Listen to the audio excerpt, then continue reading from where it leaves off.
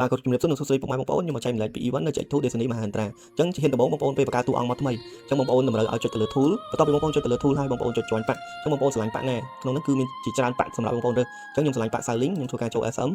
នេះបងប្អូន SM គឺទី1នេះបន្ទាប់ពីខ្ញុំចូលប៉ាក់ Saling រួចខ្ញុំទទួលបាន item ដូចជាកដុងឈាមក្រហមកដុងឈាមលឿងនិងនំប៉ាក់ជាច្រើនមុខបងប្អូនហ្នឹងហើយកដុងបាត់ជឿ level ហើយនឹងសេះ speed 140បន្ទាប់មកយើងធ្វើការ return hero បងប្អូនបន្ទាប់ពីយើង return hero រួចបងប្អូនសំខាន់ជាងគេគឺត្រូវទិញ VIP មួយដើម្បីយើងឡើង level លឿនអញ្ចឹងយើងធ្វើការទិញ VIP មកហើយ item នៅក្នុង shop ជា point គឺមានតម្លៃធូរមែនតើបងប្អូនហើយតម្លៃជា point នៅក្នុងនោះដែរពេល server ចាប់ផ្ដើមបើកក្នុងចន្លោះពីថ្ងៃទី1ដល់1អាទិត្យនៅ 50% តម្លៃជា point ដើម$1បានតែ800ជា point បងប្អូនតែបើយើងដាក់ពេលចាប់ផ្ដើមបើក server រយៈពេល1អាទិត្យ$បាន1600ជា point ហើយរយៈពេលផុតពី1អាទិត្យទៅ1អាទិត្យទៀត$1ស្មើនឹង1200ជា point រយៈពេល1ខែបងប្អូនបន្ទាប់ពី1ខែផុតរួចគឺជា point នឹងធ្លាក់តម្លៃដូចដើមវិញតម្លៃធម្មតា$1ស្មើនឹង800ជា point បន្ទាប់ពីបងប្អូនធ្វើការទិញ VIP ហើយអញ្ចឹងបងប្អូនធ្វើការបើកមកក្នុង VIP គឺមាន reward ច្រើនមែនទេបងប្អូនថ្ងៃមុនដំបូងនេះទទួលបាន title មហិន្ត្រាទៀតបងប្អូនកប់សេរីហើយយើងធ្វើការជីស័ព្ទមកយើងឆ្លាញ់ស័ព្ទមួយណាយើងអាចជីមកនេះ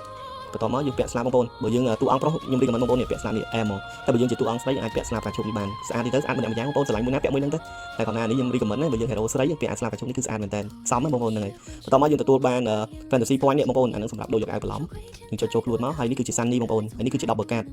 នេះយើងអាចយកទៅស៊ីមេតាមប៉ាក់បានបងប្អូនចាំខ្ញុំបញ្ជាក់តាមក្រោយទៀតអញ្ចឹងបន្ទាប់មកយើងបើក VIP រួចបន្ទាប់មកយើងធ្វើការទៅស៊ីប្រាចាបងប្អូនដើម្បីយើងយក level បានលឿនណាអូខេបងប្អូនឥឡូវយើងមក NPC ដែលយើងត្រូវស៊ីប្រាចាយើងទិញប្រាចាមួយមកពីបងប្អូនយើងទិញច្រើនមកទិញ1ទិញ5អីមកតោះមកយើងទិញផ្កាហោបងប្អូន complete រឿងផ្កាហ្នឹងក៏ experience ច្រើនដែរអញ្ចឹងបងប្អូនយើងស៊ីប្រាចាហើយយើងស៊ីផ្កាលាយគ្នាយើងចាប់បានឡើង level លឿនអូខេយើងទិញហើយយើងទៅលើតា NPC ប្រាចាទៅយើងយកទី2បងប្អូនហើយយើងធ្វើការរងចាំ360 second មានអីបងប្អូនយើងចាំទៅហើយយើងដាំផ្កាមួយមកក្លឹបយើងបានទាំងប្រាចាបានទាំងផ្កាបន្ទាប់ពីបងប្អូនដាំផ្ការួចអញ្ចឹងយើងចាំយកប្រាចាមកទៀតបងប្អូនយើងទទួលបាន level 53បងប្អូនដោយសារ experience យើងឡើងលឿនដោយសារមុនហ្នឹងយើងទិញ VIP បងប្អូនអញ្ចឹង VIP បានដូចជាចូលចិត្ត40 level បងប្អូន42 level ឥឡូវយើងធ្វើការដាំផ្ការួចហើយយើងចាំយកប្រាចា experience មួយទៀតខ្វះតែ70 second ទៀតបងប្អូនអូខេបងប្អូនបន្ទាប់ពីយើងយក reward ប្រាចារួចហើយនឹង reward ដាំឈើហើយយើងធ្វើការទៅដាំឈើមួយទៀតបងប្អូនកុំចោលណាគឺសំខាន់មែនតើដាំឈើនៅចន្ទូវេះបងប្អូនយើងធ្វើការចុចកន្លែងគ្រីសហ្នឹងមកដើម្បីយើងហោះលោកដល់ពេលយើងហោះមកដល់ចន្ទូវេះបងប្អូនអញ្ចឹងយើងធ្វើការទិញឲ្យហើយមកហើយមួយទៀតបងប្អូនយើងត្រូវការពីផ្កាយើងកុំឲ្យមាន enemy មកវាយគឺបើមាន enemy មកវាយគឺយើងនឹងធ្វើការបាត់ផ្កាហើយផ្កាហ្នឹងគឺធ្លាក់ទៅលើដៃ enemy អញ្ចឹងយើងធ្វើការពីផ្កាយើងហើយខ្ញុំភ្លេចប្រាប់បងប្អូនដោយសារយើងចូលប៉ាក់មុនហ្នឹងខ្ញុំភ្លេចប្រាប់រឿងពេលយើងចូលប៉ាក់គឺទទួលបាន skill free បងប្អូនយើងបាច់ទៅហាត់ទេបងប្អូនគឺយើងមានស្រាប់នៅក្នុងយើងមាន skill ស្រាប់នៅក្នុងខ្លួនយើងបងប្អូនអញ្ចឹងយើងបាច់ទៅហាត់ទេអញ្ចឹងតម្រូវឲ្យពេលយើងដាំផ្កាមុនដំបូងតម្រូវយើងមានទឹក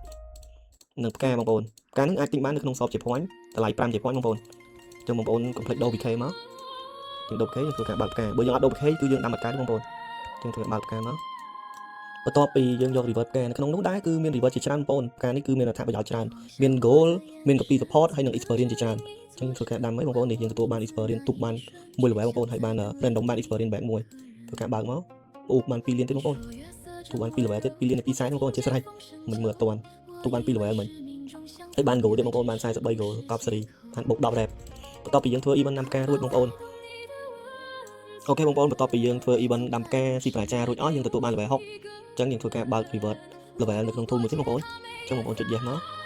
បន្ទាប់ពីបងប្អូនចុចទៅ reward នៅក្នុង tool បងប្អូនគេមានចាប់ពី reward level 1ដល់ level 9អញ្ចឹងបងប្អូនមានកម្រិត level ប៉ុន្មានខ្ញុំ level 6អញ្ចឹងខ្ញុំអាចបើកម្លងបានបងប្អូនចុចយក reward level 6មកយើងទទួលបានប៉ាក់6មួយសេតបងប្អូននេះកប់សេរីមែនតើបូក9ហើយនឹងកពី 11% ចំនួន5ក្បាល6ក្បាលបងប្អូនបន្ទាប់មកបងប្អូនអាចទៅបើក reward top មួយទៀតបងប្អូន top ចាប់ពី level 6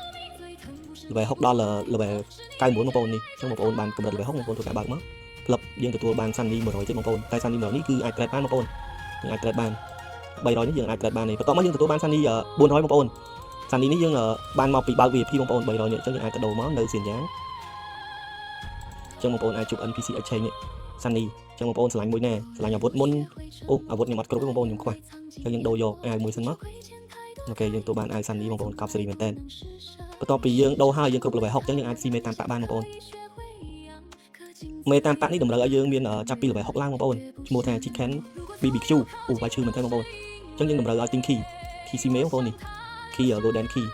យើងទិញមកហើយយើងត្រូវមាន10បកាត់បងប្អូនដើម្បីយើងស៊ីទឹកគុណ item 2អញ្ចឹងយើងដូរ PK បងប្អូនយើងវាយមេនឹងឲ្យងាប់បន្ទាប់ពីយើងវាយមេ Chicken BBQ ងាប់អញ្ចឹងយើងទទួលបានប្រអប់ BBQ box និង chicken BBQ box អញ្ចឹងយើងធ្វើការចុចមកយើងបើក key យើងផងហើយយើងទៅមើលមាន double card បងប្អូនដើម្បីយើងស៊ីបានគុណនឹង2តែបើយើងអត់ double card យើងស៊ីទៅបានតែមួយ item គឺវាគុណនឹង1ឲ្យយើងឯងយើងធ្វើការស៊ីអញ្ចឹងយើងទទួលបាន golden chest ហើយនឹង egg go egg silver egg និង item ជាច្រើនទៀតដែលនៅក្នុង reward នោះបងប្អូនហើយយើងស៊ីចាប់ពី 50k និង random ធ្លាក់របស់ល្អឲ្យម្ដងអញ្ចឹងបងប្អូនកុំភ្លេចមកស៊ីទាំងអស់គ្នាបន្ទាប់ពីយើងបាន gold egg ហើយនិង silver egg អញ្ចឹងយើងអាចយកទៅដូរបាននៅពេជីងកន្លែង event merchant បងប្អូនអញ្ចឹងបងប្អូនអាចយក gold egg មកដូរបាននេះបងប្អូនអាចដូរជា sandy មកហើយ silver egg យើងអាចយកទៅដូរនៅកន្លែងដើមឈើចាំស្នែបងប្អូននៅពេជីង172 180ពុតអញ្ចឹង GM គាត់ធ្វើការសម្រួលដល់បងប្អូនកុំឲ្យចាយចំណាយទៅលើថវិកាច្រើនពេកអញ្ចឹងយើងអាចយក silver egg មកដូរជា chuyu ឬក៏ធុងទៀនឬក៏ sky token ចំនួន 3000 silver egg នឹងដូរបាន50 token នៅបងប្អូនខ្ញុំបញ្ជាក់បន្ថែមម្ដងទៀតនៅ server ថ្មីយើងនេះគឺមាន reward top level បងប្អូនអញ្ចឹងបងប្អូនដែល farm បាន level 99មុនគេនឹងទទួលបាន reward top លេខ1ចំនួនទឹកប្រាក់$749 top លេខ2ទទួលបានទឹកប្រាក់ចំនួន$449 top លេខ3ទទួលបានទឹកប្រាក់$299និងមាន event ជាច្រើនទៀតអញ្ចឹងបងប្អូនកុំភ្លេចមកចូលរួមលេងទាំងអស់គ្នា server ថ្មី H2 Destiny Mahahuntra អញ្ចឹងកុំភ្លេចចូលរួមទាំងអស់គ្នាណាបងប្អូន